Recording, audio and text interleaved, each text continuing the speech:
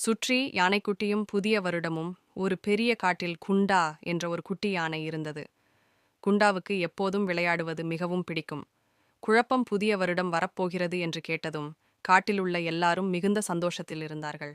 ஆனால் குண்டாவுக்கு மட்டும் ஒரு சிறிய சந்தேகம். அது ஓடிப்போய் தன் அம்மாவிடம் கேட்டது. அம்மா, எல்லாரும் புதிய வருடம் வருது என்று சொல்றாங்க. அப்படின்னா என்ன? பழைய வருடம் எங்காவது தொலைஞ்சு போயிடுமா? அம்மா யானை சிரித்தபடியே சொன்னாள்.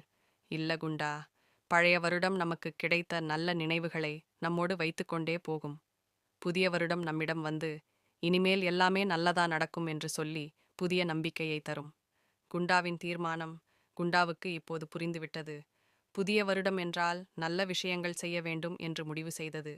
அதனால் புதிய வருடத்திற்கு முந்தைய இரவில் சில தீர்மானங்கள் எடுத்தது. காட்டில் உள்ள எல்லா நண்பர்களுக்கும் ஆச்சரிய பரிசுகள் கொடுக்க வேண்டும். இனிமேல் அம்மா சொல்வதை கவனமாக கேட்க வேண்டும். யாரையும் கோபப்படுத்தக்கூடாது. எல்லாரிடமும் அன்பாக இருக்க வேண்டும். கொண்டாட்ட நேரம் ஜனவரி 1ஆம் தேதி காலை.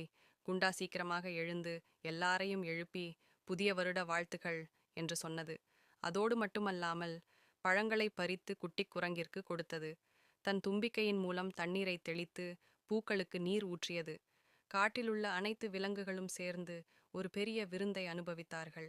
அப்போதுதான் குண்டாவுக்கு உண்மை புரிந்தது. புதிய வருடம் என்றால் வேறெதுவும் இல்லை. நம்மிடம் அன்பு இருந்தால் எல்லாமே புதிதாகவும் அழகாகவும் தெரியும். கதையின் நீதி: புதிய வருடத்தில் நாமெல்லாம் நல்ல குழந்தைகளாக இருக்க முடிவு செய்தால் நம்முடைய வாழ்க்கை எப்போதும் சந்தோஷமாக இருக்கும்.